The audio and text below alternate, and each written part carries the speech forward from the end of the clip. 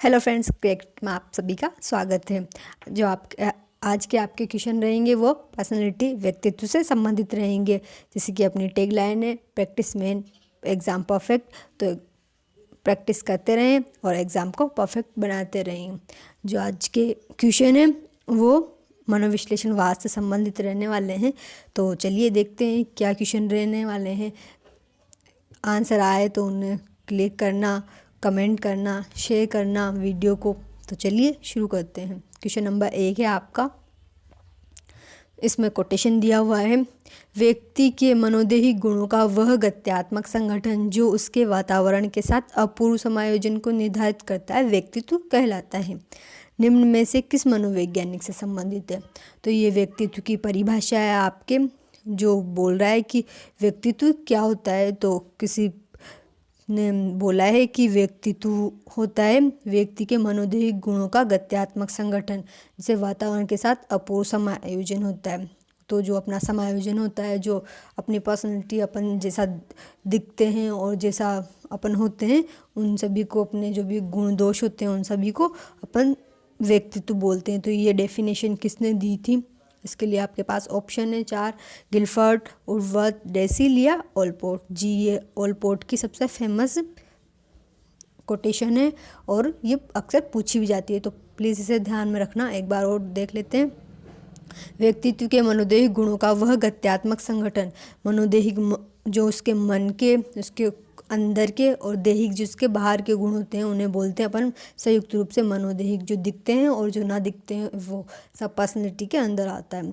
गुणों का वह गत्यात्मक संगठन, वो संगठन जो वातावरण के साथ अपूर्व, पहले समायोजित नहीं थे, उसने समायोजन किया और वातावरण के साथ अपने आप को बैठाया, तो वो सब उसके व्यक्तित्व को दर्शाते हैं। तो यहाँ पर अपूर्व समायोजन और मनोदैहिक गुण गत्यात्मक संगठन, ये 3 कुछ बेसिक बातें हैं जो इसकी परिभाषा को अलग बनाती है, हटके बनाती है।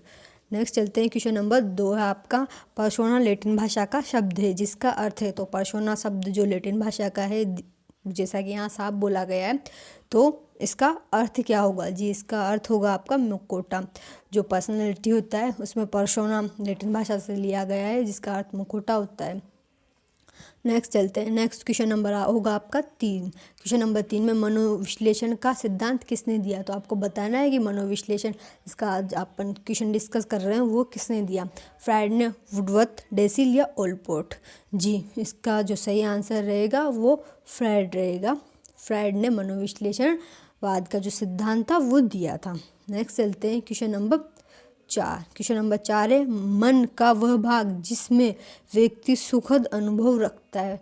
तो मन के इन्होंने कुछ 3 भाग बताए हैं, जिनमें चेतन मन, कॉन्शियस, अर्धचेतन, सब अनकॉन्शियस और चेतन, कॉन्शियस, अचेतन, सबकॉन्शियस और अर्धचेतन, अनकॉन्शियस, 3 प्रकार के बताए हैं।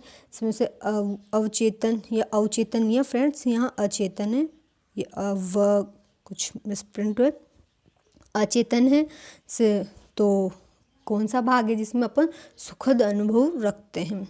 तो वो होगा आपका चेतन मन। चेतन मन में अपन सुखद अनुभव रखते हैं।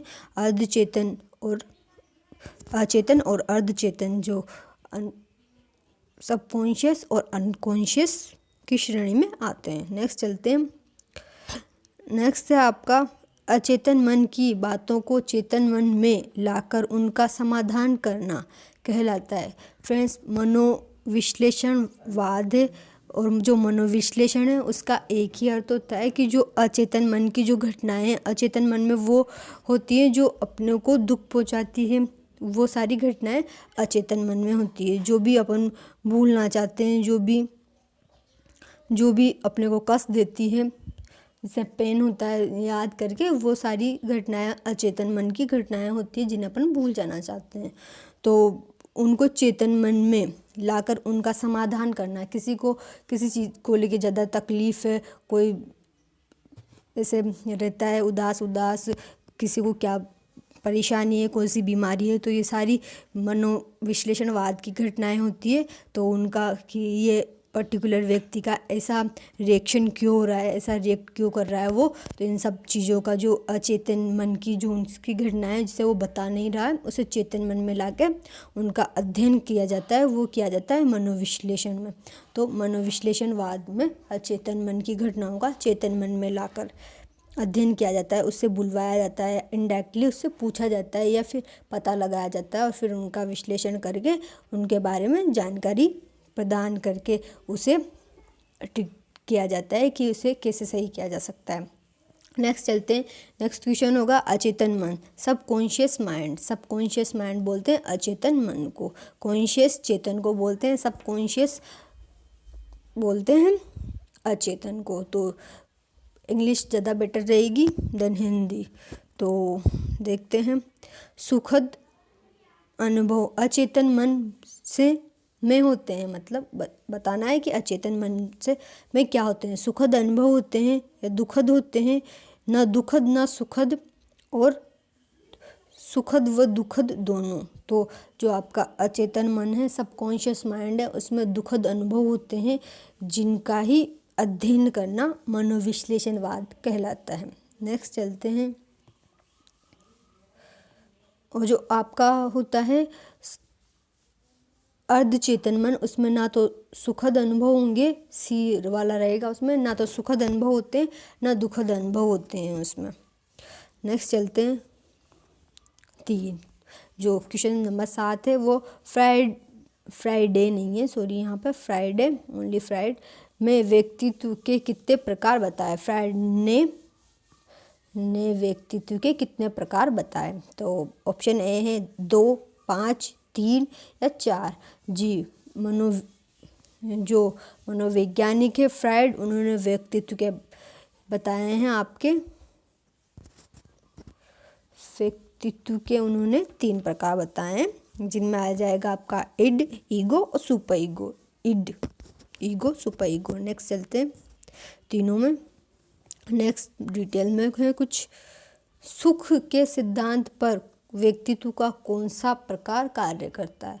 सुख के सिद्धांत पे कि हाँ, मुझे तो बस मेरी खुशी चाहिए, कि चाहे किसी को दुख हो, चाहे किसी को कुछ भी हो, मुझे किसी से कोई लेना देना नहीं है, मुझे मेरे सुख से लेना देना है। मुझे इस काम को, जैसे कि ड्रिंक करने वाले, मुझे शराब पी के मुझे आनंद आता है, बाकी मुझे घर वालों से कोई मतलब नहीं है, कोई कैसे भी जिए।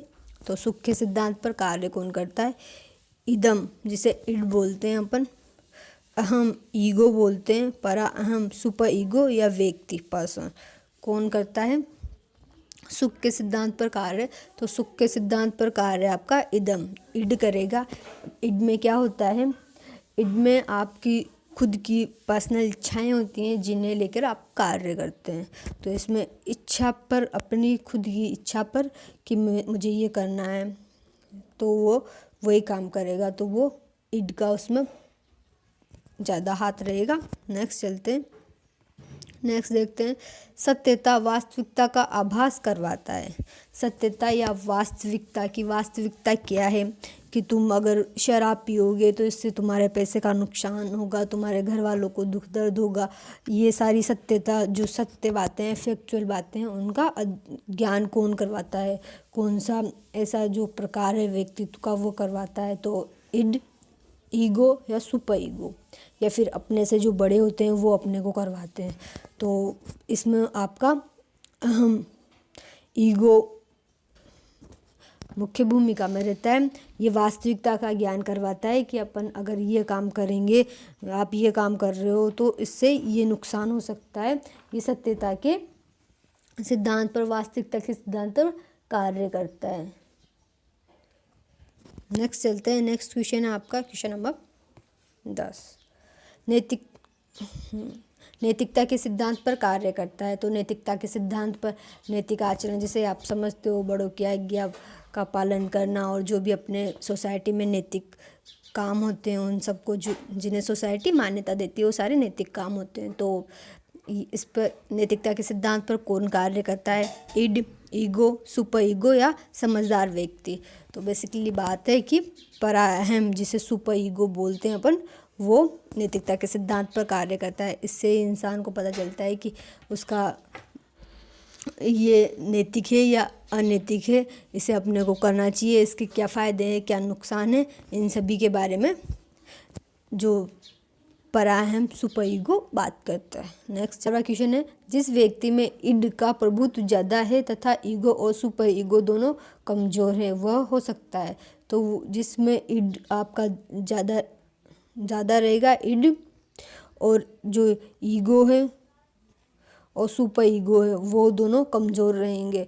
क्योंकि जब ईगो और सुपर ईगो कमज़ोर रहेंगे तो उसमें वास्तविकता भी नहीं रहेगी, वास्तविकता का ज्ञान भी नहीं रहेगा उस इंसान को कि मेरे इस काम करने से क्या इफ़ेक्ट पड़ेगा, सोसाइटी पे क्या इफ़ेक्ट पड़ेगा, मेरे घर वालों पे या मुझसे रिलेटेड इंसानों पे क्या इफ़ेक्ट पड़ेगा, ये सब चीज़ों का उसे ज्ञान नहीं रहेगा, बस खुद के बारे में वो सोचेगा। जब उसमें इड का प्रभुत्व रहेगा, इड ज़्यादा मात्रा में रहेगा, और जब सुपर ईगो भी उसका कमज़ोर रहेगा तो नैतिकता तो बेसिकली उसमें कुछ हो ही नहीं सकती, 0% रहेगी। तो ऐसे में व्यक्ति क्या बन सकता है? जस्ट बिकम बिजनेसमैन, अपराधी, डॉक्टर या प्रतिष्ठित व्यक्ति। तो इसमें सिंपल सी बात है, कोई मांड लगाने वाली तो चीज़ है नहीं। अपराधी बनेगा जब उसमें ना तो नैतिकता रहेगी ना वास्तविकता का ज्ञान रहेगा, बस वो खुद को लेके, खुद को सोच के कि हाँ मैं खुश हूँ इसमें, मुझे ये काम करना है, तो वो करेगा। तो इसमें अपराधी प्रवृत्ति की तरफ वो बढ़ेगा। ये थोड़ा ध्यान रखना, अच्छा क्वेश्चन था। नेक्स्ट क्वेश्चन है क्वेश्चन नंबर 12। इद व्यक्ति में स्वाभाविक है जबकि ईगो तथा सुपर ईगो का विकास से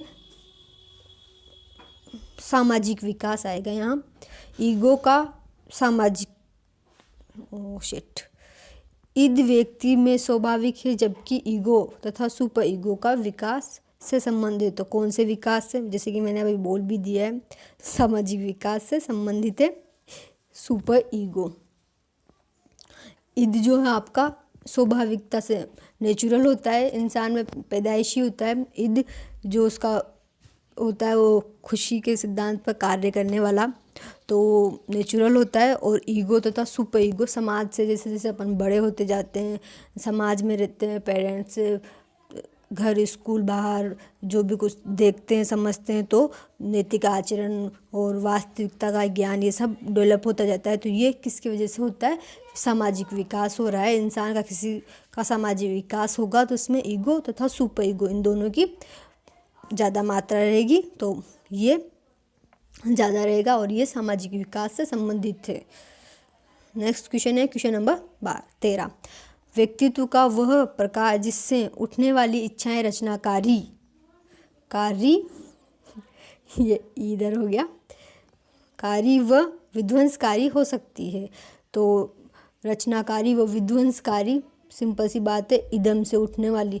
जो इदम है आपका वो खुशी के सिद्धांत पर कार्य करता है। तो कभी कभी इंसान की जो खुद की इच्छाएं होती है वो विध्वंसकारी भी हो सकती है और रचनाकारी भी हो सकती है। कभी कभी ज़्यादा मुश्किल में भी डाल दे इंसान को और कभी कभी बचा भी लेती है। तो इनसे फ़ायदा भी है और नुकसान भी है। बस बात ये है कि समझदारी से काम लेना पड़ता है। तो फ्रेंड्स आज के लिए इतना ही, मिलते हैं नेक्स्ट वीडियो में। सेशन पसंद आया हो तो लाइक, कमेंट, शेयर, सब्सक्राइब कीजिए। Thank you.